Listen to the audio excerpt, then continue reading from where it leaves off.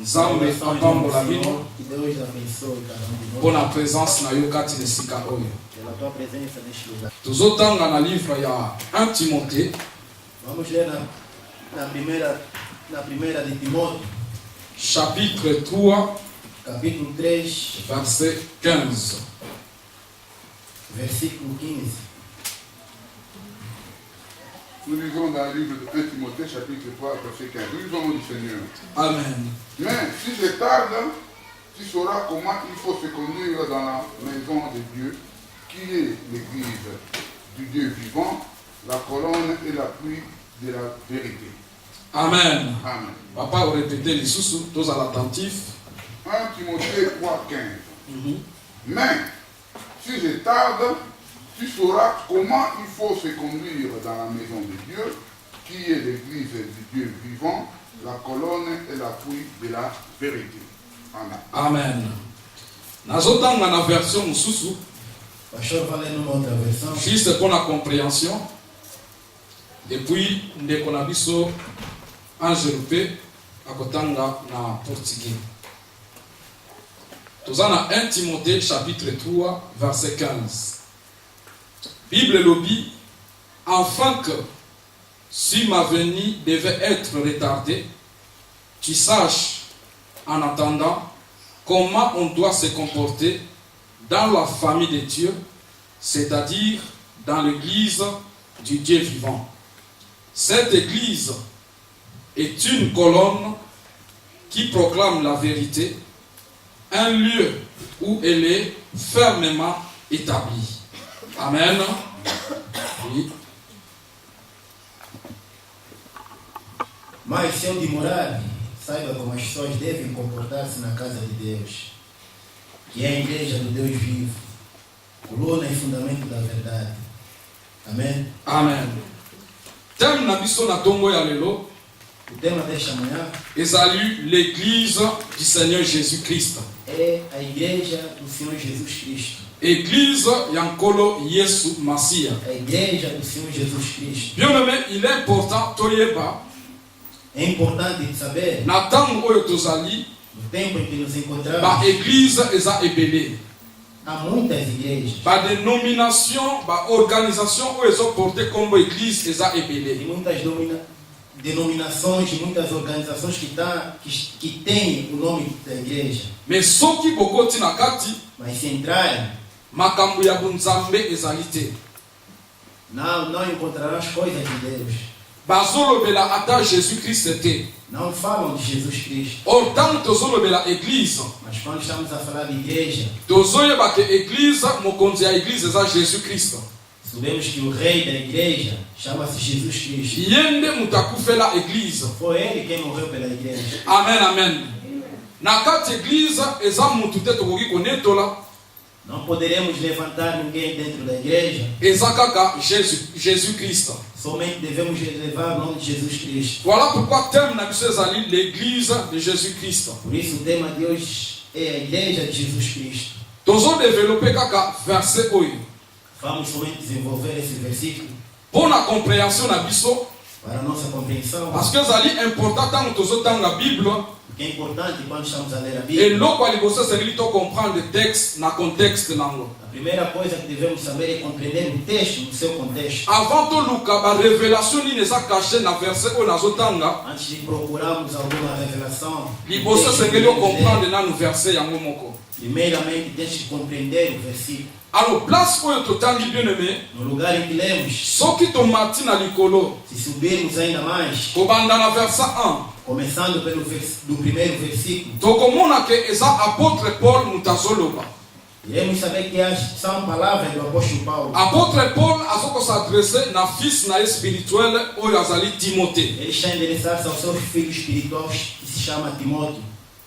Azoyebisa ye lolenge nini baancien badiacre esengeli base comporter na kati église. Está a dizer de qual forma os anciãos, os diáconos devem se comportar dentro da igreja. Et tango tozolobela badiacre, Quando estamos a citar os diáconos, badiacre ezali en général eza bato nyonso oyo baza na service na kati église. Geralmente os diáconos são todos aqueles que estão a trabalhar dentro da igreja. Parce que diaconat elingi koloba service. O diaconado quer dizer serviço. Et tant que tolobi ba ancien, E quando dizemos anciãos, ba ancien ezali ba pasteur ya église. são os pastores das igrejas. Même si azui appel kote pai na nzambe te, Mesmo se não teve aquele chamado de Deus, mais ba établir ye pona kokamba église. mas ele foi restabelecido para dirigir a igreja. Donc en général, eloko ya liboso na lingi to comprendre, Em geral, verset oyo ezali adressé na mutu nyonso. devemos compreender que este versículo está sendo endereçado a todos nós. Alors, apôtre Paul abandi koyebisa Timothée lolenge nini bato esengeli ba se comporter na kati église. O apóstolo Paulo estava a dizer a Timóteo como é que as pessoas deveriam se comportar dentro da igreja. Na verset oyo totangi, No versículo em que acabamos de ler, apôtre Paul alobi o apóstolo Paulo disse: soki est arrivé que na umeli, se acontecer que eu demorar, parce que esengelaki asala voyage moko, era preciso que ele fizesse uma viagem, akende quelque part. ir a algum lado. Mais alobi soki okau ke na umeli, Se soki oye eu demorar, se por yo acaso eu demorar, Timothée, você, Timóteo, yeba ndenge nini esengeli bo se comporter na église saiba como vocês devem comportar-se na igreja, oyo ezali ndako na nzambe. que é a casa de Deus. Na version natangi No versículo em que acabamos balobi de oyo ler, ezali la famille de Dieu. vimos que está a dizer que esta é a família de Deus. Bien-aimé, église ezali une famille. A igreja é uma família, bem amado. Amen, amen. À des fois, tokoka ko réaliser église te comme une famille Por vezes não conseguimos realizar a igreja como sendo uma família. parce que lelo sens ya famille na ba vie na biso et perdre sens nango. Porque hoje o sentido da família nas nossas vidas está perdendo seu sentido. Bible lobi na biso A Bíblia está a dizer: mutu ya yebi kozwa soin ya famille na ye te. aquele que não está a saber tratar a sua família Azali plus que un mopakano. é mais que um pagão. Amen, amen. Lelo batu ebele Hoje muita gente, famille eza sur na place te. a família já não tem lugar. Et soki tozo réaliser importance ya famille te, Nós estamos a realizar a importância da família. toza na difficulté ya kosala pe église ezala une famille. Teremos dificuldade de levar a igreja como uma família.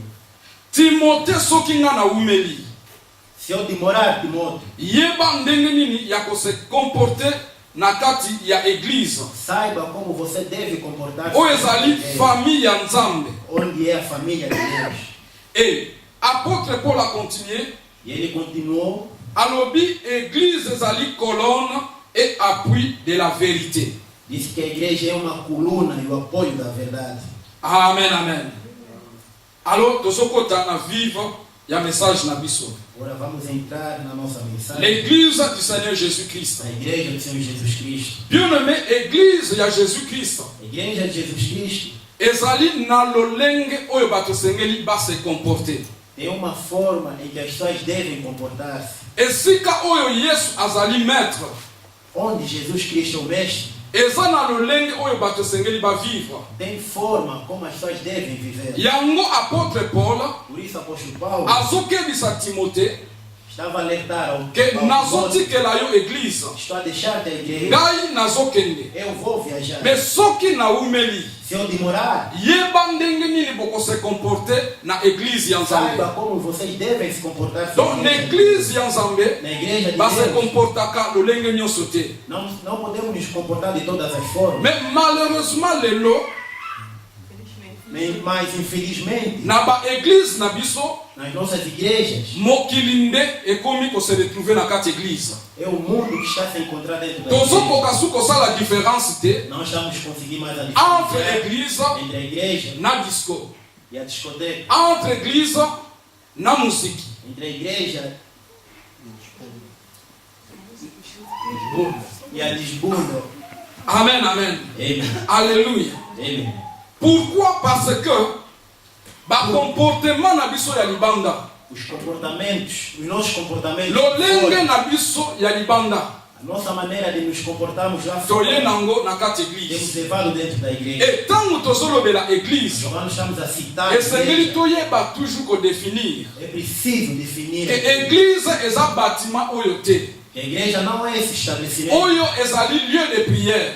Isto também é um lugar de oração. Lelo tokoki kolongwa awa, Hoje poderemos sair place oyo daqui. ekomi nango disco, Este lugar poderá tornar-se uma place oyo ekomi discoteca nango bar. ou então um bar. Etan mosusu toyebi te avant toya awa bandeko banda kosambela awa ezalaka nini. Não soubemos antes de estarmos aqui, as pessoas que já tiveram lá, o que estavam a fazer neste lugar. Donc église ezali bâtiment te. Mas a igreja não é esse estabelecimento. Église ezali ensemble A igreja é um conjunto ya bato nyonso oyo bayamba Yesu lokola mokonzi mpe de mobikisi. todos aqueles que receberam Jesus Cristo em sua vida como Senhor e Salvador. Église ezali temple ya Nzambe. A igreja é o templo de Deus.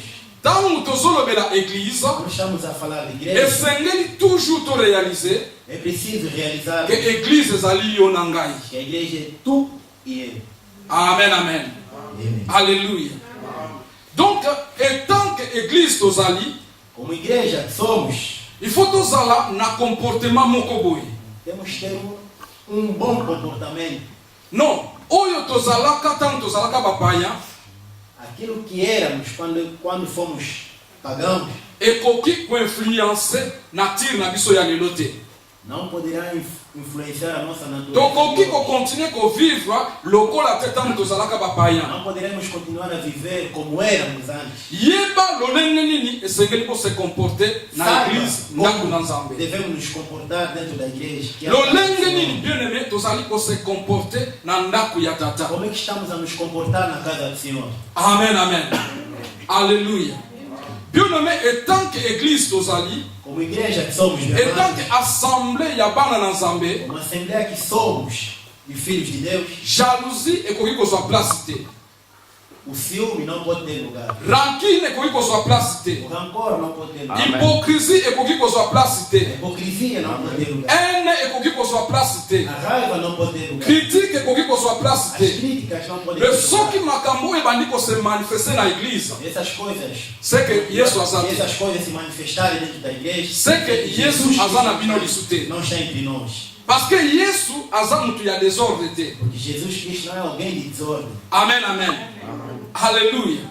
Il est important, étant que bana na Nzambe tozali, É importante como filhos de Deus somos mutu nyonso esengeli asalaka lecture ya église. e cada deve fazer a leitura. Eza kaka te toye alléluia sote Não é topanzani. somente chegar neste lugar, saudar. Esengeli to se posaka question, É preciso est-ce que toza église ya Jésus Christ? que somos a igreja de Jesus Cristo. Eza kombo te tozoporte ndenge tozosala biso toza l'église ya Jésus Não é Christ. um nome que estamos a levar para dizer que somos a igreja de Jesus Mais Cristo. ezali ba comportement oyo tozo manifester na kati église. Mas são os comportamentos que estamos a manifestar dentro da igreja. Amen, amen. Alléluia. Amém.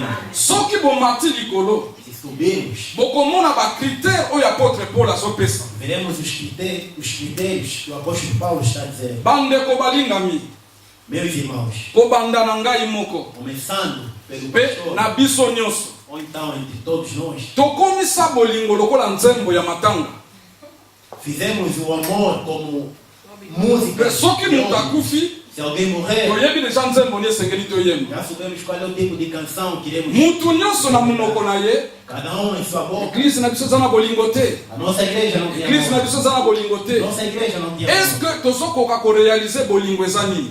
Será que estamos a entender o que é o amor? Soki boke na livre ya Timothée, Se formos ao livro de botali toujours apôtre Paul ndenge azodefinir bolingo. verão que o apóstolo Paulo está sempre a definir o amor. Tokorealize ke mutu moko takotuta tolo. Iremos realizar que ninguém poderá bater Que aza na alguém bolingo. que tem amor. Bible elobi na biso, A Bíblia está dizendo bolingo ezalaka patient. o amor é Yo mutu oyo paciente. supportaka baninga te. Você que não quer suportar Po baza mabe, po alobaki mabe, est-ce que oza na bolingo? será que tens amor? Amen, amen. Yo mutu oyo kritikaka baninga. Você que tem criticado os outros. Okepa moninga mosusu omoni ndeko asali boye, omoni kutu ye azalaka boye. Est-ce que vous en avez O irmão fez isso, depois falar mais no outro que o irmão fez isso. Será que tens amor em ti? Bolingo suportaka nyonso. O amor suporta tudo. Bolingo ezalaka jalute. O amor não ensina. Ntango ozojaluze moninga, Quando estás a ter ciúme do bo outro, juste asali likambo moko boye porque fez algo oyo okokaki kobetela ye maboko, que você poderia me yo ebekisi motema na yo. mas aquilo estragou Est-ce que seu réellement coração. oza na bolingo? Será que realmente tens amor? Amen, amen. Alléluia. Bien-aimé, soki tokozala sincère Bem amados, se formos sinceros, na kati ya église, dentro da igreja, nani oyo akoki kotuta tolo quem poderá bater seu peito ke ye aza na bolingo? que tem amor? Kobanda na nga moko nazoteya bino. Conversando no pastor que estava a explicar, Nature na biso a nossa natureza, depuis lisumu ya Adam na Eve desde o pecado do Adão e Eva, ezosala ke motu soki abotami que quando a pessoa nasce, bolingo ekokutama kati na ye te. o amor não se pode encontrar-se dentro dele. Mutu moko te akobotama na bolingo.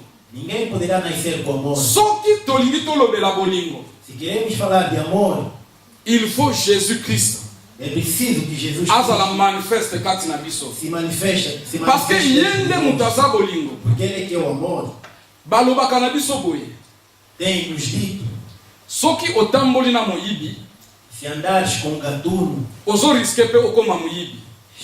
corres o risco de seres também um gatuno. Les mauvais compagnons As más companhias bakorompaka bato baza na makambo ya malamu, bizaleli ya malamu.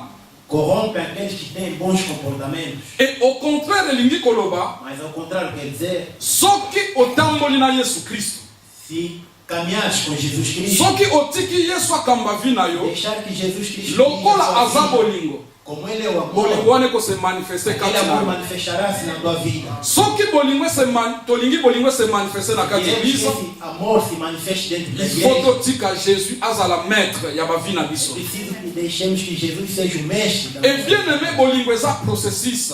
E o amor é um processo. Kokanisa te soki osalisi mutu, Verás que opesi quando mutu ajudares quelque chose, alguém, ou se deres algo a alguém, nde otuti toloke naza na bolingo. ou então se bateres ao teu peito e dizeres que eu tenho amor, Bongo kote mosusu oyo ozalaka patiente envers baninga.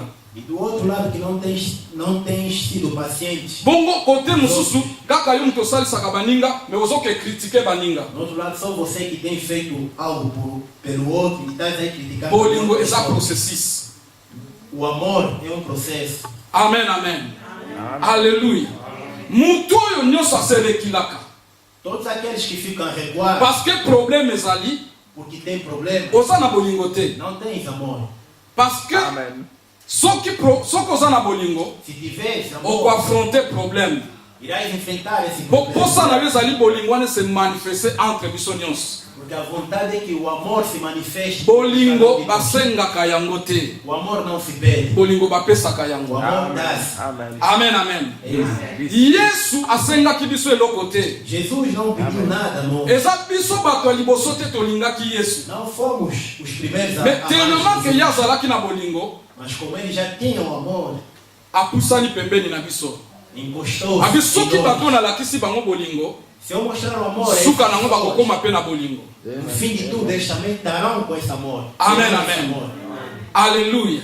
Soki omoni ndeko azosala makambo oyo te yo osalaka, Se vês que o irmão não está a fazer aquilo que você tem kobanda kokondane te, não condena-o. mekende sala oyo yo oyebi kosala. Mas vai fazer aquilo Na que suka você nango tem ye que pa fazer. koaprendre. E no fim ele também vai aprender. Boyebi ndenge nalobi na nature na bomoto, Sabe que o pastor falou a natureza da pessoa, bolingo ezalaka te. que o amor não Eza na bato bazalaka na difficulté. tem pessoas que têm dificuldade. Soki ndeko aza malade, Se tem algum irmão doente, ezolobela ye eloko te. para ele não estar dizendo nada. Soki ndeko azangi, Se tem algum po irmão abilisa mbongo na ye na poche, para ele tirar o seu dinheiro asunga ndeko na para ye, ajudar aquele irmão, aza na difficulté. estará em dificuldade. Banatiri wana toza nango. Essa natureza que Me tem, mutu ndenge wana mokola kozwa likambo, mas esse tipo de pessoa, o dia que lhe acontecer algo, bosungi ye. vocês vão ajudar. Lobi azwi likambo bosungi ye. Amanhã terá algo, Suca vão nango. ajudar. Mas no fim de tudo, Mutu wana kochange. aquela pessoa vai mudar. akoloba nga nazaka na difficulté kosunga baninga Mas eu tenho dificuldade em metala nga ekoyelaki nga basunginga mas hoje está em mim as pessoas eza ajudaram. bolakisi ye bolingo. É porque vocês mostraram-lhe o amor. Est-ce que toza na bolingo na Já que église? temos esse amor dentro da igreja. Amen, amen. Amém. Alléluia. Amém. Timothée, Timóteo, soki nga na umeli se eu demorar, yeba ndenge nini esengeli bose comporter na église ya saiba como Nzambe. vocês devem comportar-se na igreja de Deus. Bien aimé esengeli to abandonner ba mauvais comportement na É biso. preciso que deixamos maus comportamentos. eloko ezokabola biso na baeglize, Aquilo que está nos separando. eloko da ezocreye igreja, baconflit na aquilo église, que está a criar conflitos. na ezali igreja, bamauvais comportement na os, biso. maus os nossos maus comportamentos. Olingi bato nyonso bakoma lokola yo, Queres que todos sejam como olingi bato nyonso basala lokola yo. Queres que todos façam como Non sei koza egoísta bolingo. Talvez és egoísta de amor. Un egoísta alingaka kaka azwa. O egoísta é aquele que Un egoísta alingaka kaka nde basale na ye. é aquele que quer sempre que as pessoas façam. Est-ce que por ele. tokoki kopesa pe baninga te? Será que não podemos também dar aos outros? Amen, amen. Na domaine ya koservir Nzambe, No domínio de obrar para o nosso Deus, nani akotombola mosapi? quem poderá levantar o Alobaka ye mpenza moto aza dini ya kosalela Nzambe. dizer que eu sou digno de obrar para Deus. Amen, amen. Parce que tokritikaka kaka baninga. Temos criticado sempre os outros. Ah, ndenge nini ye asali boye. Como é que ele fez Ah, aquilo? ndenge nini ye azongisi Como boye. é que ele fez voltar Yo aquilo? mpenza ntango osalaka soki mpe tozwi balineti oyo emonaka na mosika tobanda kotala esaleli na yo tokotrouve erreur Se te. pusermos binóculos Qui est para parfait? ver, será que não vamos ter encontrar também com erro? Quem é perfeito nesse mundo? Amen, amen. Alléluia. Est-ce que bana na Nzambe baza na kati ya sala?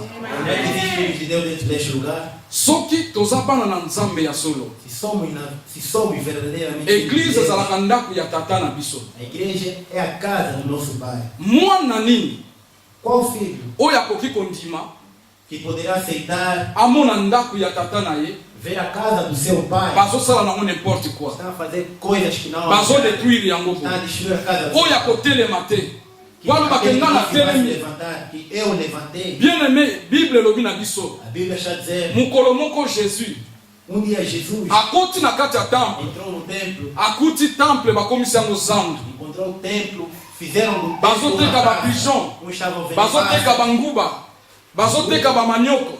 mandiocas.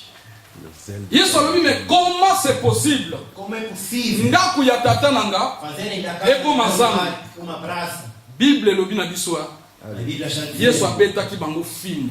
Jesus chicoteou todos eles. Amen, amen. Amen. Alléluia. Yo fimbu na yo ezalaka wapi? Onde é que tem estado o teu chicote? Fimbu na yo ezalaka wapi? Onde é que tem estado o teu chicote? Ntango ozomona ndako ya tata na yo Estás a ver que a casa do teu Exobeba. pai está a ser vandalizada. bazosala nango n'importe quoi, Ele, osalaka nini? o que é que tens feito? Soki toza na bolingo ya tata, Se temos o amor do nosso pai, tozwa soin ya ndako ya tata. vamos tratar bem da casa do nosso pai. Kobanda komona kaka baninga te, Não veja somente as pessoas. kobanda kotala kaka baninga Não te, olhe somente me as yo pessoas, moko mitala nanu mas veja nini nga nakoki kosala o que é que mpona poderia ndako ya fazer tata ekende liboso. para que as obras ou então a casa do meu pai possa ir em diante. Amen, amen. Yeba lolenge nini akose comporter Saiba como comportar-se na casa soki do nga na umeli na kati ya ndako ya tata. de morar. Amen, amen. Apôtre Paul alobi Apóstolo Paulo diz, église a igreja ezali colonne é a coluna, et l'appui de la vérité. o apoio ou então o fundamento da verdade. Donc elingi koloba église Quer dizer que igreja ezali bapilier são os pilares na fondement e o fundamento. nde yango ezosala ke toit ekoka kozala likolo. Por isso está a fazer que o teto possa estar em cima. nakopesa bino exemple Darei moko um exemplo ya ndako. de uma casa. Ndenge ndako ezali awa, Como esta casa está aqui. eloko esimbi toit oyo O que segurou este teto eza bamire te. não são os muros. Soki botali bandako ya siko bazotonga, Se verem agora as novas casas está sendo bokoremarke ke construídas, bamire ekoma soko obeti boye obeti likofi etoboki. quando tocares ou então dares um soco no muro, Eloko oyo esimbaka toit ya ndako aquilo que segura o teto de uma casa ezali nanu fondement. é o fundamento. Amen, amen. É. Base ya ndako ezodetermine endurance ya ndako. A base de uma casa está a determinar a dureza de uma casa. Deuxième chose, A segunda é ezali ba pilier. os pilares. Bomoni piqué o ndenge ezali awa. Estão a ver estes pilares que temos aqui? Bato ebele a des fois bamitunaka. Talvez muitos estão a Mais mpona nini balongoli yango ka te? Por que não tiraram isto? Pauvrement podium bapasteur batelaka na likolo. Para que os pastores pudessem pregar aí em cima no pódio. Bakoki kolongola yango te Não poderão tirar parce que isso eza pilier. porque é um pilar. Eza parmi ya bapilier oyo esimbi toi. É dos pilares que está a segurar este lugar, onde está o teto desta casa. Soki balobi balongola yango, Se dissermos que vamos tirar isto, esengeli batya libende kouta kuna eketi na ngambo então mosusu. vamos pôr um ferro daquela direção para esta, Po esupporter. para poder suportar o teto. Amen, amen. Sikoyo Yesu azoloba, Agora, Jesus e está apôtre dizendo, Paul alobi, apóstolo Paulo está dizendo, église a igreja ezali colonne é a coluna na appui ya vérité. e o fundamento da verdade. Bakolone ya église eza nini? Quais são as colunas da igreja? Actes des apôtres, Atos dos Apóstolos, chapitre 2, verset 42. segundo capítulo, versículo Papa 42. otangeli biso. Colonne elingi koloba bapilier. Coluna quer dizer pilares. Bapilier ya église ezali na Actes des apôtres, Os pilares da igreja são os Atos dos Apóstolos, chapitre 2, capítulo 2, verset 42. versículo 42. Nous lisons dans Acte 2, 42. Nous lisons au nom du Seigneur. Amen. Il persévérait dans l'enseignement des apôtres, dans la communion fraternelle, dans la fraction du pain et dans les prières. Amen, amen. Bien aimé, où ezali ba fondement te, ezali ba pilier ya église. Não são os fundamentos, mas sim os pilares da igreja. Église de Jésus-Christ, Uma igreja de Jesus Cristo ezali place te otozoyemba Yesu, Yesu, Yesu. não é um lugar em que estamos a cantar Jesus, Jesus. Mais otoyeba soki église na biso eza église a Jésus-Christ. Para sabermos que a nossa igreja é a igreja de Jesus Cristo, Esengeli to persévérer na enseignement des apôtres. é preciso que demoremos no ensinamento dos apóstolos. Amen, amen. Alléluia. Bana na Nzambe esengeli to linga enseignement. Amen. Filhos de Deus, é preciso gostar de ensinamento. Enseignement ezo permettre biso toyeba Yesu réellement azalaka Os nani. ensinamentos estão nos permitindo saber quem é Jesus Cristo. Yesu oyo toyamba aza Yesu oyo tobengaka sauveur. O Jesus que recebemos é aquele que estamos a chamá-los de Mais faut Salvador. tokende au-delà ya sauveur, Mas Yesu temos que akoma ir para além Seigneur de na biso. Salvador, para que Ele possa ser o nosso Senhor. Eza na nzela ya enseignement. Mas somente no caminho dos Et tokoki ensinamentos comprendre que qui est poderemos Jésus. compreender quem é Jesus Cristo. Bien aimé, na église oyo Nzambe asali biso grâce. Nesta igreja, Jesus, ou Deus, fez-nos a graça. Toza na docteur. Temos um doutor, Mais tozosala docteur azala chômeur. mas estamos fazendo para que ele possa ser um Soki empregado. biso tozo persévérer na enseignement te. Não estamos a continuar nos ensinamentos, Pour persévérer na enseignement lingi koloba, perseverar nos kolinga yango, ensinamentos quer dizer gostar, kozala na soif ya enseignement. ter aquela sede Kokende me de docteur, aprender. mikolo enseignement ça Ir até o doutor, será que hoje não temos ensinamento? afandi yango taza na bagage ya koenseigner bana na Nzambe. Ele tem muita coisa a ensinar aos filhos de Deus, Mais akoenseigner nani? mas a quem ele poderá ensinar? Combien de fois tose retrouvaka toza na enseignement tokutani na bato mibale? Quantas pessoas temos estamos aqui quando há ensinamento? Soki lelo ba église, Se hoje as igrejas, ba n'importe quoi ekomi ebele. por várias coisas, têm Ba que futilité ekoti na kati as église. unidades entram dentro da igreja. Eza po bana na Nzambe baza Os filhos de enseigner te. Deus não têm sido ensinados. Amen, amen. Mutu ya za enseigner, Aquele que está a ser ensinado, il y a certains comportements ekoki susu ko se manifester te na vie há na ye. certos comportamentos que não poderão manifestar-se na sua vida. Même façon ya ko servir Nzambe. Mesma maneira de servir o seu Deus, Bien aimé souhait na ngai ezali o desejo do pastor, na église que nesta ba igreja loi ezala te. que não possa haver leis, Po loi ezalaka mpona ba faible.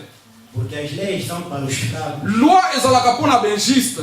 as leis são pelos injustos, Soki toza vraiment bana na Nzambe, e somos realmente oyo toza na maturité, que já on temos n'a a pas besoin maturidade, de loi. Não precisamos mutu na mutu ayebi lolenge ni esengeli nasalela nzambe na nga. não sabe de qual maneira deve servir seu Deus. Amen, amen. Alléluia. Esengeli to persévérer na enseignement. Precisamos perseverar nos Il y a ensinamentos l'apôtre. dos apóstolos. Et quand on parle des enseignements des apôtres, Quando estamos a falar dos ensinamentos natiki dos apóstolos, basali na nzambe batei bazaliawa, os servos de Deus bozo estão comme aqui, sous-terme. Prochainement, boya côté ya biso, tel como solteiro, les enseignements des apôtres zani. pela próxima irão pregar-nos o que Deuxième chamamos de pilier. apóstolos. Segundo plano, Ils persévéraient dans la communion fraternelle. perseveravam na comunhão fraternal. Bandeko, Irmãos, toza trop critique, somos muitos, estamos a fazer toza muitas trop égoïste. somos muitos egoístas. Toli totala kaka b'intérêt na biso personnel. Estamos a ver somente os nossos interesses pessoais. Est-ce qu'il y a la communion fraternelle Será dans que a l'église? comunhão fraternal há dentro da igreja?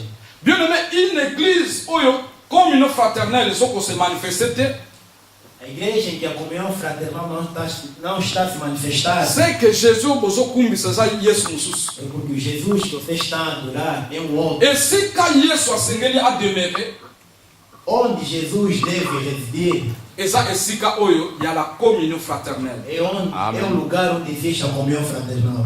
Communion fraternelle, bien aimé, Comunhão fraternal, meu amado, ezali ko vivre ensemble, é viver em conjunto, ezali ko sungana les uns et les autres, ajudar-se uns com os outros, ezali ko se supporter les uns les autres. suportar-se uns aos outros. Bien aimé, na livre au total il y a actes des apôtres. Isso que acabamos de ler nos Atos dos Apóstolos, Bible lobi na a biso, Bíblia está dizendo, bandimi ya tango wana, os crentes daquele bazalaki tempo koteka ba bien na bango, estavam vendendo seus bens pona kosunga ba oyo bazangaki. para poder ajudar aqueles que estavam na falta. Elingi koloba, Quer dizer, ozalaka na ndako na yo.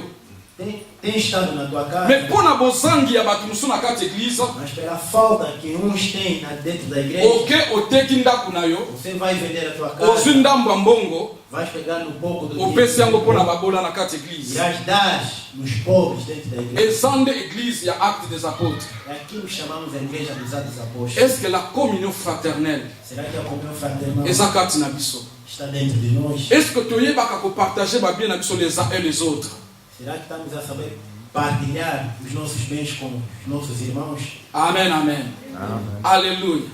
Pona kosala lecture ya église, A fazer a leitura da igreja, oza na besoin ya kotala bato te, não precisa ver as mais pessoas. tala ba principe ya nzambe, Olha pelos princípios, tala maloba na nzambe. olha pelas palavras. Soki makambo oyo Bible elobi na biso Se as coisas que a Bíblia está nos dizendo ezoko se retrouver te kati na biso, não está a se encontrar dentro de nós, c'est qu'il y a un problème.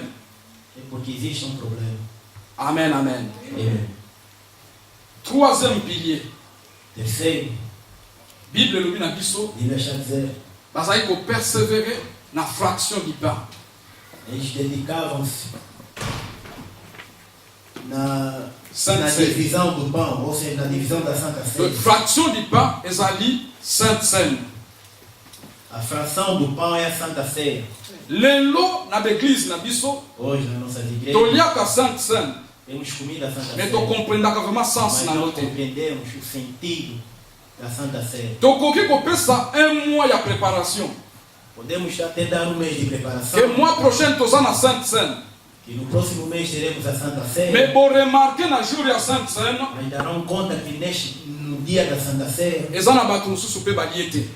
tem outras pessoas que não irão comer. Na baéglise mosusu, Em outras igrejas, surtout baresponsable, ou seja, soki oleki na table du Seigneur te, se você não passar na mesa do Senhor, bakoconvoke yo, vão convocar, batuna yo ndeko, vão Yo só perguntar, responsável na quem é cada igreja. responsável dentro da igreja. ndenge nini Por olie que Sainte que não Seine comeste a te? Santa Ceia? Pesa explication. Dê alguma explicação. Sainte Seine bien-aimé, Santa Ceia ezo restaurer amour na biso na kati église. está a restaurar o nosso amor dentro da igreja. Ezo restaurer relation na biso na nzambe. Está a restaurar a nossa relação com Deus. Est-ce que ntango tolekaka na table du Seigneur, Quando estamos a passar na mesa do Senhor, tolekaka na esprit wana ya korestaurer bolingo na biso entre biso?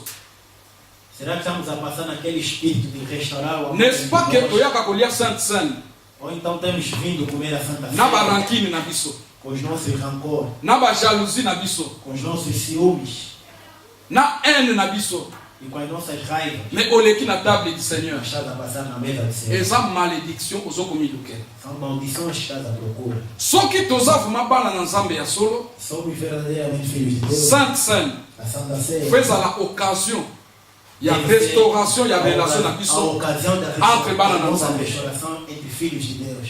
Amen, amen. Alléluia.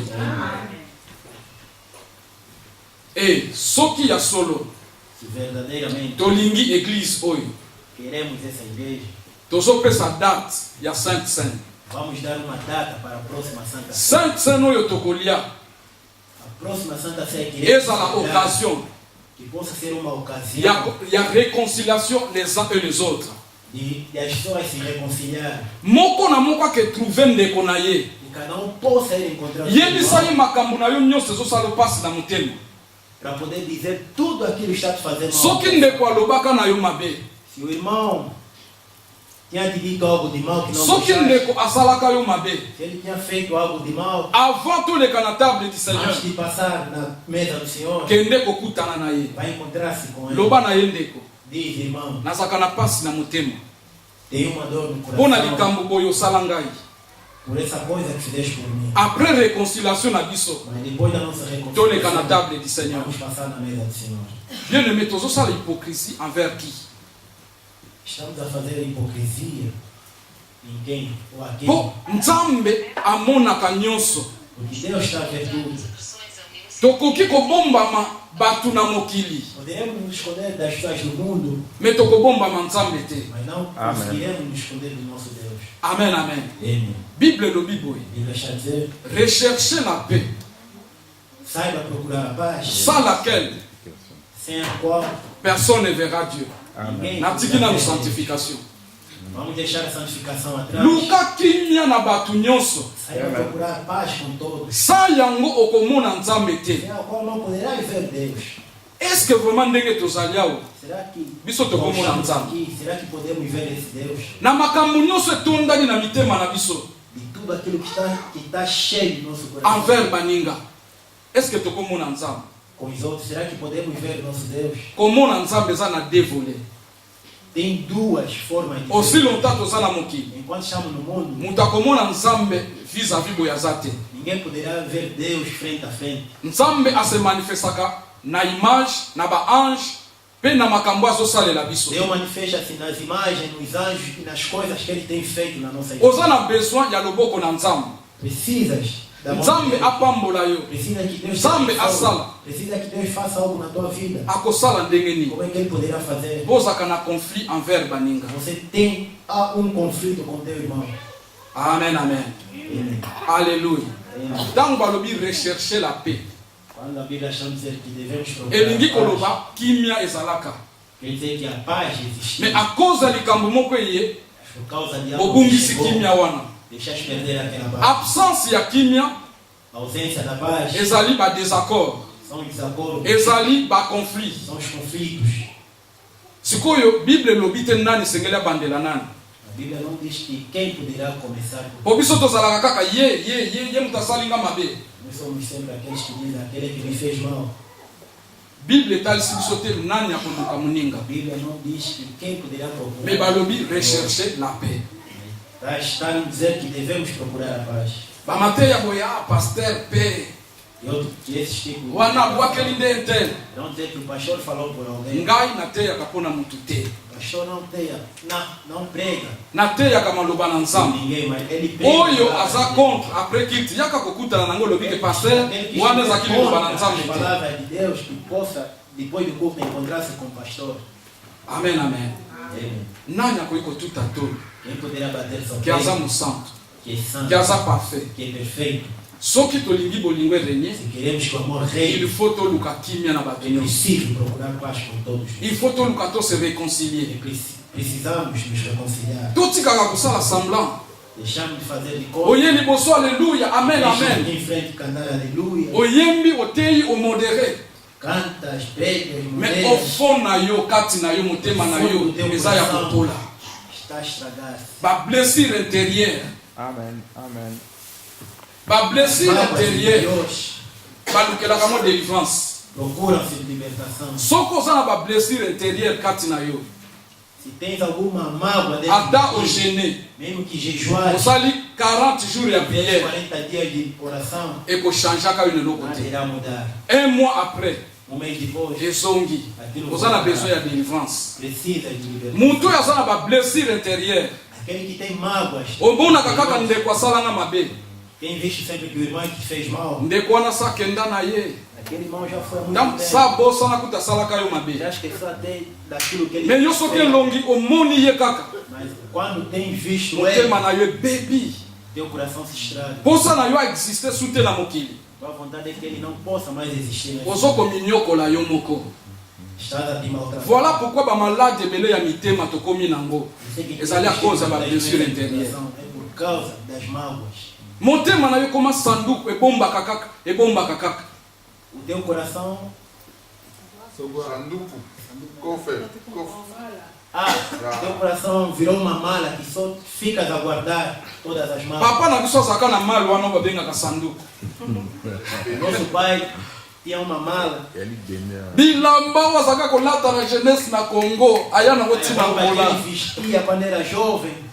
Mukolo abimisa yango bilamba eza nanu ya sika. O dia que ele tirou daquela mala. Me utalika bolobi eza ya baseri wana. Mas quando vês que irás dar conta que é daquela série aí, aquilo de antes. Bien aimé soki toke meme pa ya ba docteur. Se formos aos doutores, Ba ko enseigner yo ke irão nos ensinar. obombaka makambo ebele na Tens motema te. guardado muitas coisas. Aqui não Soki deves likambo guardar ezali muitas coisas bimisa agora. yango. Se tiver algo, Po ekomiokola yo, sair. ekobelisa yo ba AVC, ba tension, ba hypertension, ba Que aqui ma pode maladie ebele. causar AVC, hipertensão e vários tipos de doenças. Amen, amen. Alléluia. Ata olongo église yo, Mesmo se sair desta igreja, a cause nanga, a cause na ye. por causa do doutor, Me mukolo komona ye na nzela, mas o dia que o veres no caminho, motema na yo pa, teu coração irá palpitar. ebebi. Estragou-se. Osoko minyokola pour rien. Estás a te maltratar por nada. Amen, amen. Amém. Alléluia. Quatrième pilier, Quarto lugar, bazalaki ko persévérer na ba prière. eles dedicavam-se nas orações. Amen, amen. Amém. Une église de Jésus-Christ, Uma igreja de Jesus Cristo eza église oyo eza na vie de prière. é uma igreja que tem vida de oração. Oyo bato babondelaka balukaka elongi na Nzambe. Onde as pessoas têm orado, onde as pessoas oram e procuram a face de Deus. Quelque part, apôtre Paul azoloba boye. Numa das partes, o apóstolo Paulo está a dizer, Na makambo oyo tose comprendre te. não nos compreendemos nessas coisas. Toluka elongi na Nzambe. Vamos procurar a face de Deus. Mais na makambo oyo tose comprendre, Mas nas coisas estamos a nos to marcher compreender. ensemble. Vamos caminhar em conjunto. Quand il y a un problème, bien aimé, Quando há um problema, totretaka yango kaka na bomoto te. não poderemos tratar, Parce que monde ya ténèbres porque as trevas baza na esengo te. não estão Bamona contentes biso ndenge toza ensemble. da maneira que estamos juntos aqui neste lugar. Bamopepe mosusu eyaka, Outros ventos têm vindo. bofixe regard na bino epai ya mutu moko. Vocês vão fixar os vossos olhares numa Mettons pessoa. mosusu derrière eza diable. Talvez por trás daquela pessoa é o Satanás. Olie tolobaki no toluka elongi na Nzambe. E vem nos dizer que vamos. Pourquoi procurar situation a face oyo de ekomeli Deus. biso? Por que essa situação Biso mutu na mutu abandi koutilize mathématique. vamos ver que as pessoas estão utilizando. Abandi koutilize intelligence. Os cabos estão a utilizar as suas inteligências. A des fois ata 2 minutes ya kobondela mpona église eza su te. Por vezes já até mesmo 2 minutos para orar pela igreja. Église oyo tutelaka tolo. A igreja que tem. Église oyo olingaka. A igreja que Posa gosta. nango esili na motema. Aquela vontade acabou. Est-ce que eza vraiment bonzambe? Será que existe Deus? Mpo nani tokoluka nzambe te? Por que não poderemos procurar a face de tolobaki Deus? makambo tozokomprendre te uti wapi. Essas coisas Pourquoi il faut que não vous ayez dá la Bible na de onde biso? vem? toluka elongi na nzambe, Vamos procurar a face to de gêner, Deus. to prier, Vamos jejuar e po nzambe orar alakisa biso. para que Deus possa nos Mais pendant que tozoluka elongi na nzambe, Mas enquanto estamos a procurar na a face makambo de oyo Deus, tozoyokana, nas to coisas marcher que estamos a ensemble. nos compreender, vamos caminhar em conjunto. tokoki koarrete te, Não poderemos totiki parar, makambo nyonso, deixar fazer tudo. ti ntango tokoya kobongisa likambo oyo toza nango na problème. Até quando iremos tratar aquilo? Mais wana todétruire l'église, non? Aí vamos destruir a igreja do Senhor. eza na likambo moko te não tem nenhuma coisa oyo eza na solution te na présence ya Nzambe. e não tem solução na presença de Deus. Esika bato bazali Onde existem pessoas, baproblème ekozalaka kaka, existirá sempre mais problemas. problème lolenge nini tozotraite yango. Mas de qual forma achamos a tratar dos problemas? Amen, amen. Amen. Alléluia. Lolenge nini tozogere baproblème na Como é que biso. estamos a gerar os nossos problemas? Na oyo tose comprendre te toluka elongi na Nzambe. Naquilo que não nos compreendemos, vamos Mais na oyo toza bomoko to marcher ensemble. naquilo que estamos em conjunto, vamos caminhar também em conjunto. Non seulement na église bien Não somente aimé, aqui neste lugar, même na ba relation na biso. mesmo também nas nossas relações pessoais. Eza na bato ebele babomaka relation à cause ya likambo moko. Tem muitas pessoas que estragam as relações por causa de uma Bolamu nyonso oyo bosalana O bem que vocês fizeram, bobwaki yango na mai deixaram cair à cause kaka ya likambo por moko. causa de uma só coisa. Pendant que likambo wana Enquanto que bokokaki aquela koluka coisa elongi na Nzambe. irias procurar pela Po face Nzambe aéclaire bino. para que Deus pudesse Elikambo wana euti wapi? de onde vem Ndenge nini bokoki kozwa solution nango? como é que vocês devem Bobo continuer ter na a relation na solução bino. daquilo para continuar a vossa relação. Bien aimé, pendant que ozokabwana na moninga, Enquanto estás a te separar do teu irmão, ozokanisa ke oyo yo kozwa akozala meilleur, aquilo que vai receber será o melhor. ozoriske osimba mutu. Estás a arriscar de pegar na tua cabeça. Soki nayebaki Se eu soubesse, ifale na supporter na nga kaka mobali wana, deveria suportar ifale na supporter na nga kaka mwasi wana, deveria suportar aquela mulher. awa penza na ye komilukela makambo. Onde eu vim parar, Amen, amen. Amen. Mutu deja so mesani na ye, aquela pessoa que já mutu deja bozalaka ensemble, aquela pessoa que tem Boye já bani. junto com ele, já se boza na conhece, facilité ya tem koarranger ba problème. facilidade de arranjar aqueles problemas. Amen, amen. Alléluia. Le temps où apôtre Paul azoloba Quando o apóstolo Paulo estava a que dizer église ezali colonne ya vérité, é a coluna da verdade, elingi koloba eza esika oyo 4 piliers ezali en œuvre. é o lugar onde os 4 pilares estão em obras. Et apôtre Paul alobi lisusu, E disse ainda église ezali appui que de la a igreja vérité. é o fundamento da verdade. La vérité, c'est Jésus-Christ en personne. Verdade, c'est Jesus Cristo em pessoa. Donc, pour Jésus-Christ a demeuré na kati na biso, Para que ele possa residir dentro de nós, esengeli église ezala colonne, é preciso que a igreja seja a coluna, ezala appui. o apoio ao fundamento. Appui na interprétation mosusu babengi yango base, apoio, tá chamado de base, fondation. a fundação. Église na biso eza fondée na nini? A nossa igreja está fundada em quê? Amen, amen. Alléluia. Église eza fondée na nini? A igreja está fundada em quê? Eza na baéglise ezali fondée na maloba ya bato. A outras igrejas está a ser fundada pelas palavras de outras pessoas. Eza na baéglise mosusu eza fondée na bablessure intérieure. Outras igrejas está sendo fundada pelas Ah, mágoas interiores. lokola babengani biso kuna, Como nos chotaram po tosangana na biso kaka, vamos nos tosala mpe oyo ya biso. para fazermos também o que é nosso. Eza église ya bablessé de cœur. São as Amém. igrejas Somos. daqueles que foram destruídos na guerra. Amen, amen. Alléluia. Église eza fondée na nini? A igreja está fundada em quê? Église ya Jésus-Christ A igreja de Jesus Cristo eza fondée tout d'abord está fundada na l'œuvre ya Saint-Esprit. primeiro na obra do Espírito de Deus. Bien-aimé, Yesu azalaki na bayekoli Jesus estava com os seus apóstolos. pendant 3 ans, Jesus estava com os seus discípulos. enseigner bango maloba na Nzambe, Ensinou-lhes a palavra. bamaîtriser yango. Dominaram aquilo. Mais Yesu ayebisi bango, Mas Jesus disse: non, non, non, bokende nanu te. não vão ainda. Bokende na Jérusalem, Vão a Jerusalém. bozela Esperam por lá. kino molimo santo Até akoya quando o Espírito virá? akotondisa bino na nguya, Ele nde bokokoma batémoin na ngai. de poder, e vocês serão meus testemunhos. Amen, amen. Église nyonso oyo molimo santo aza en œuvre te, Todas as igrejas que o Espírito Santo não está a obrar na eza fondée epai na bato. está fundada pelas pessoas. Et église wana ekoki coexiste, koendure te. Aquela E igreja como não humilha poderá te. durar. Amen, amen. Est-ce que molimo santo aza en œuvre kati na biso? Será que o Espírito Santo está em obra dentro de nós? Tango reagisaka.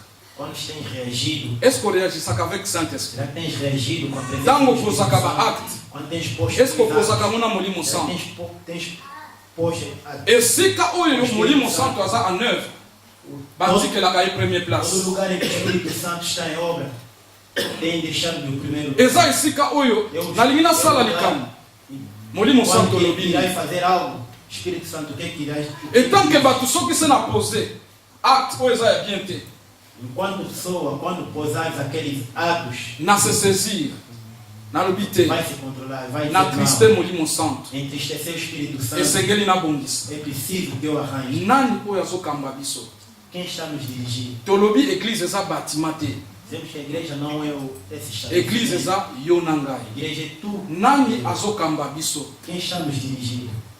molimo santo esengeli azala en œuvre É preciso que o Espírito Santo age. ntango molimo santo akiti Quando o Espírito de Deus desce, pierre oyo azalaki moto akobangabanga quando o Espírito de Deus desceu, Pedro, pierre oyo azalaki aquele que trop tinha sensible medo, aquele que era sensível, pierre oyo awutaki kowanga na yesu aquele que negou Jesus por 3 atelemi vezes, devant 3000 personnes plus de 3000 personnes diante de mais de 3.000 pessoas, abangi lisusu eloko te não teve medo de nada abandi koyebisa e bango começou a dizer às pessoas: yesu bino botekaki o Jesus que vocês venderam, yesu oyo o bocrucifiaki Jesus que vocês crucificaram, yesu wana aza na bomoi esse Jesus Amém. está em vida. bobongola mitema Arrependam-se. amen amen parce que azalaki revêti na puissance ya Ele saint-esprit estava revestido pelo poder do Espírito Santo. pilier ya mibale ya fondement ya église O segundo lado Bien do princípio. fundamento ou do princípio mpo da na igreja, fondement ya église para o fundamento da igreja, ezali évangile ya repentance é o evangelho do arrependimento. église oyo ezoteya repentance te A igreja que não prega o arrependimento, jésus aza na bino te quer dizer que Jesus não existe. Ou não soki está bomoni na église kaka bénédiction nzambe akosala Se verem somente essa igreja que está Nzamba kopambola. de bênção que Deus obala te okobota casando ou osala casando, te kosomba ndako trabalhando ou não trabalhando, vais comprar uma casa. baeglise wana Esse tipo de igreja, jésus aza te Jesus não está perante. eza fondé na prospérité Está fundada na prosperidade. amen amen alleluya église nyonso ezali Todo tipo de igreja pesa mpo nzambe apambola yo que Deus, para que Deus te sala boye mpo abençoe, nzambe apambola yo faça isso para Deus te ezali abençoe. fondé Está fundada na finance na finança. c'est pourquoi Por isso, nazorepete boye o pastor está a repetir. ngai jean paul nakozalaka na nsima bato te mpo na Não finance estará atrás das pessoas por causa das finanças. nzambe aloba na nga Deus o dia a dia akopambola bato na nzela na nga irá abençoar as pessoas. bato wana bakosoutenir mosala E essas oyo pessoas irão priere na nga ezalaka apoiar seigneur as obras de Deus. A parmi ya oração do bato pastor oyo é opesi ngai que nessas pessoas que Deus deu, pambola que Deus possa abençoar. loba ozala motema mabe Ou seja, tens um mau coração. soki réellement oza mwana na nzambe Se realmente é filho de Deus, soki nzambe asaleli yo bolamu se Deus fez algo, fez moto akozala algo, nsima na yo te mpo kabela nzambe ninguém estará tu atrás para começar. yango nalobaki Por isso que o pastor disse, église esengeli balwa esila é preciso que as Église pessoas vivaka na balwa te. A igreja não vive. malgré bato ebele Mesmo que muitas pessoas bosepeli te não estão de ndenge nini acordo. paster alongoli bacotisation ya badepartement Que o pastor tirou todas as contribuições de todos os departamentos. sikoyo nandimela nani A quem poderás acreditar? bamosusu balobi bacotisation eza Uns têm dito que há contribuições. bamosusu balobi te tokomi kopesa mpe mingi topesa kota bapapa Outros têm dito que topesa kota estamos a bamama dar muito. Vamos dar no lado dos homens, depois vamos dar no lado das siko nga mulheres. etant que paster nandimela nani Como pastor, a quem irá acreditar? nasalela ide ya nani Qual ideia ele poderá utilizar? nalobi tolongola bacotisation nyonso Ele diz: vamos tirar todas as contribuições. soki toza na likambo ya kosala Temos algo a toye fazer. na budget ya likambo toza nango besoin Vamos dar o nosso orçamento. toza na besoin ya 100 euro mpo tosala likambo 100 euros para fazer algo. nani alingi apambola Ele nzambe poderá abençoar Deus. comme ça motu na motu apesa volontairement Cada dá segundo a sua vontade. est ce que eza mabe Será que motu oyo nzambe asaleli bolamu aquele que Deus akohésite fez te bem feito, mpona não kokabela poderá nzambe hesitar e ofertar ao seu Deus. amen amen alleluya église esika yesu azorenye Uma igreja que Jesus Cristo está esengeli reinando, message ya repentance é preciso que a mensagem de eyeba na arrependimento koteya saiba pregar. message ya repentance Mensagem de bato arrependimento, basipotaka yango facilement te muitos não suportam, mpo etushaka bapersonnalité porque aquilo toca. motu nyonso aza orgueille na coin na ye Todos aqueles que estão a fazer arrogância no seu lado. Tangu mutu alekia walobi tika koyiba. Quando a pessoa passar aqui em frente e dizer Yo oyiba deixa de roubar, você que tem automatiquement wana automaticamente vai dizer que bateli kaka ngai. o pastor pregou. Oh, mais soki koyiba eza mabe. Se roubar é mal. Mais tika koyiba. Deixa de roubar. Pourquoi kopesa yo kanda? Por que irá te dar raiva? Soki balobi tika kindumba. Se dizemos deixa. Pasteur azolakisa nini? Yo mona na nzambe ko vivre na kindumba. Você Amen. vai viver na imoralidade. Alléluia. Église à Jésus-Christ. Igreja de Jesus Eza Cristo. esika bato bazoya lolenge bazali. É lugar em que as pessoas estão vindo da Mais forma que bazoya eles estão, kobongwana. mas estão vindo, estão a entrar na igreja de Deus. Lelo église na biso bato babongwana para se kasute. converter, mas hoje em dia as pessoas não querem se converter. Bosala analyse. Façam uma análise. Kaka nga pasteur te bino pe bana na Não nzambe. somente o pastor, mas vocês os filhos de Deus. Soki mutu abongwani lelo, Se alguém se ayambi converter, Yesu lelo, receber Jesus Cristo, botala marche na ye pendant 1 mois, 2 mois, une année. vejam seu andar durante 1 ou 2 meses. Et surtout Ou então soki um ano. mutu wana aza bien affermi. Se aquela pessoa está bem ensinado, Bokomona mutu azobanga nzambe. verão que aquela pessoa está Mutu alingi está kosala temendo a lisumu Deus, te. não quer pecar. Mais une année, 2 ans, 3 ans après, Mas 1, 2 anos, 3 anos depois, azongeli vi na ye ya kala. voltará na sua vida. A sua comer vida normal. antigamente. Virou uma pessoa normal. Bana na nzambe ya kala. Filhos de Deus, Malgré totutaka tolo. mesmo que estão a bater Nga naza na forte, 20 ans depuis nabongola motema. já Mais só qu'on l'a dit bien. de que eu me converti. Soki olandi bien, Se seguires bem, obongwanaka su te. já não, essa pessoa já não muda. Repentance eza procédure. O arrependimento é um procedimento. Vi na biso mobimba esengeli toyeba kose repentir. É preciso que nos arrependemos durante o Nanu tokomi na perfection te. Ainda não atingimos a perfeição. Mais yo Mas você, baloba boye o nzambe atalaka motema. se disser ainda, Vou Deus, te cagar na Deus barra olha da pro boia. coração, deixa eu vestir da Okomi minha forma. koluka ba verset biblique po Vais procurar obombarder ba. versículos bíblicos para poder dar nas pessoas. Soki nzambe atalaka motema. Mas se Deus olha no coração, Mais ba oyo olati wana, a roupa que vestiu, pense wana eutaki na motema na yo. porque aquele pensamento veio do teu coração. Amen, amen. Alléluia. Toluka kobongwana. Vamos procurar nos converter. Voilà pourquoi ba païen bazokoka soko bongwana te. Eu sei que os pagãos não estão a conseguir mais se converter. Bien-aimé na lancer biso défi na kati O église. pastor está a lançar um desafio. Eza défi mpona moto nyonso. É um desafio para todos nós. Église ya nzambe ekozala te kaka bozalaka entre bino. Não podemos ser sempre entre nós na igreja de Deus. Boye sote. Vem neste lugar. Se boye bana abraça, bilongi, abraça. se bosalasala Já se baikiri na bino. Já fizeram os vossos grupos. Te église ya nzambe. Mas a igreja de Deus, Ifo tomonaka bato ya sika mpe bazoya. é preciso vermos pessoas novas a entrar. Kokende kozwa na aquarium te. Não vai buscar no teu aquário. Kende na balabala. Vai mesmo na rua. Kutana na mutu amelaka diamba. Encontra-te com aquele que fuma lhama. Oteyi ye sango malamu. Vai pregar na boa nova. Abongoli motema. E ele vai se converter. Oye na ye mpe na kati Vai église. te trazer dentro da igreja. Alobake bandeko. Para dizer que Nazopambola nzambe.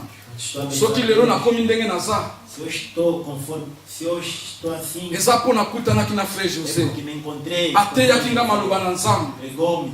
Nasimbami yango na ye lelo naza kati na bino. Hoje estou aqui convosco. Amen, amen. Soki oza mwana na nzambe ya solo, Seja realmente filho de Deus. eza devoir ya biso nyonso. É um desafio para todos nós. Tote ya Um sango desafio para malamu. todos nós.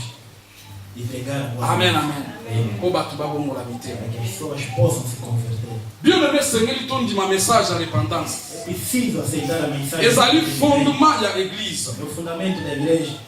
mpona kosukisa. Para terminarmos, Apôtre Paul ayebisi Timothée. o apóstolo Paulo disse a Timóteo: Soki nga naumeli, se eu demorar, yeba lolenge nini ya kose comporter na ndako ya nzambe. saiba como é que devem comportar-se na Oyo ezali colonne et appui de la vérité. onde é a coluna e o fundamento da verdade. Bien-aimé, vérité esengeli régner kati na É église. preciso que a verdade reina dentro da igreja. Esika vérité eza te, Onde não existe verdade, mensonge nde moto ezorégner. é aí que a mentira reina. Or, le père des mensonges, c'est le diable. Vimos que o pai da mentira é o diabo. Esika lokuta ezali, onde há mentira, esika hypocrisie ezali. onde também há hipocrisia. Totika vérité est régnée dans cette église. Vamos deixar que a verdade possa reinar na Et igreja. la vérité c'est Jésus-Christ. Deixa a verdade de Jesus Est-ce Cristo. que tokotika Yesu azala mokonzi ya église? Será que podemos deixar Jesus Cristo? Est-ce que tokotika Yesu ayeba korégner na mitema na Mas biso? podemos deixá-lo reinar nas nossas vidas? Tobongwana bandeko. Vamos nos converter. To changer ba mauvais comportement na Vamos biso. mudar os nossos maus comportamentos. Amen, amen. Amém. Alléluia. Amém. Nzambe apambola biso. Deus abençoe cada um de nós. Amen. Amen. Esta mensagem, Peut-être est fortifié yo. talvez esta mensagem deu-te força, Peut-être est corrigé yo. talvez te corrigiu. Na yebite, na place nini yo tutisa. O pastor não sabe por onde tens te tocado. Na lingi to remercier Nzambe. Mas vamos somente agradecer. Tobondeli na kombo na Yesu. Oremos em nome do Senhor. Nzambe éternel. Aye ko remercier yo Père de gloire. Merci kolo pour la message ya lelo Nzambe. Oyo wapi olobeli moko na biso. Kolo kaka yo nde Nzambe. Oyo sondaka mitema mpe bara. Nde okoki kolobela biso na tongo ya lelo. Yango wana toye mokonzi. Mpona koremercier yo éternel Dieu. Mpona parole oyo Nzambe na bongo. Olotika kozwa lokumu. Masanjoli ebongi na yo Père de gloire. Kwe tozali Nzambe éternel Dieu. Kwe tozali mokonzi éternel. Que ton nom soit loué pour l'éternité. Alléluia. Bien-aimé, tozobondela. Vamos orar, meus amados. Tolobi, na mois oyo tozokota ya décembre, Temos que, no próximo mês de dezembro, tokocélébrer Sainte Seine ya réconciliation. vamos celebrar a Santa Ceia da Reconciliação. Soki yo oza na bolingo, Se tens amor, pesa yango baninga oyo bazangi. dá naqueles que não têm. Oza na problème na ndeko na yo, Tens um problema com teu irmão, kutana na ye bosola na place ya vai bino te mibale. encontrar com ele para Bobongisa bino mibale. Amém. Toyeba na ko se réconcilier. Vamos saber nos reconciliar Otango tokoleka na table du Seigneur. para que quando passarmos na mesa do Nzambe Senhor, asangisa biso davantage. que Deus possa nos juntar, Toyeba susu kokola na relation na biso na Nzambe. saber crescer na nossa relação com Deus. Yango wana banda kobondela. Por isso, começa a orar pelo Senga Nzambe pesanga motema ya pardon. Peça para que esse Deus possa lhe dar Po eza na moto akoya kosenga yo possa pardon, perdoar. mais oboyi koaccepte. Virão muitas pessoas que para pedir perdão, mas você Loba Nzambe pesanga motema wana koyeba pedir somente kolimbisa. a Deus para dar esse coração para saber Pe perdoar as osengi pessoas. Nzambe apesa yo motema ya kosenga bolimbisi. Peça também que Deus possa te dar coração para você pedir perdão. Eza na bato ebele bayebaka kosenga bolimbisi te envers baninga.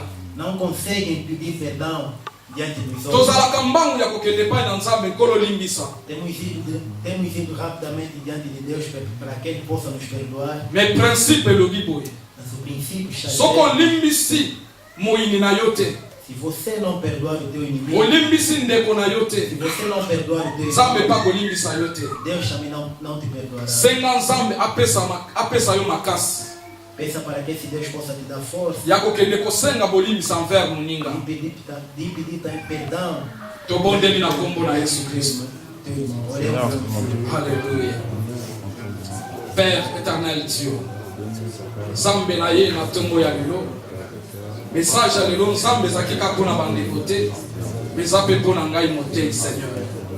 Olopesanga motema ya pardon Seigneur Jésus, nayeba koaccepte pardon éternel Dieu, mpe makasi yawe ya koyeba kosenga pardon Seigneur, ya koyeba kobongisa éternel Dieu. Nzambe po ete Bible elobi sala yango moto akomona yo azali te Seigneur. Na mokili awa toza na posa tomona yo mpe na lola éternel Dieu. Bible elobi na mokolo wana tokomona yo lelenge oyo ozali. Nzambe nalingi korate enlèvement te à cause ya problème oyo naza nango na ndeko. Nzambe éternel Dieu, pesanga makasi, fortifie nga éternel Dieu, pesanga courage Seigneur ya koyeba ya kose réconcilier na bandeko na ngai Père de gloire na kombo na Yesu Kristo. Alléluia. Ozobondela, Vais orar, meu amado. ozosenga Nzambe Vais pedir a apesa Deus biso makasi ya kobondela.